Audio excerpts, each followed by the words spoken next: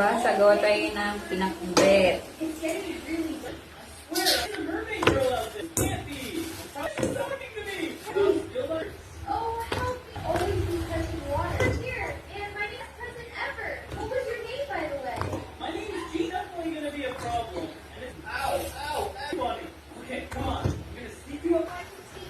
Lagay na tayo ng bawang sibuyas, tig-isang buo.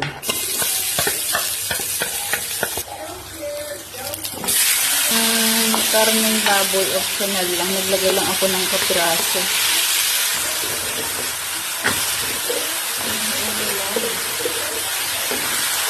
Yan, paghalo-haloin. And then, takpan.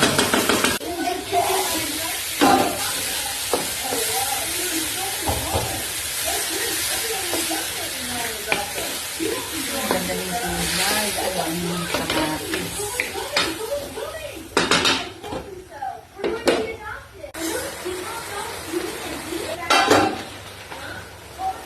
Bagoong.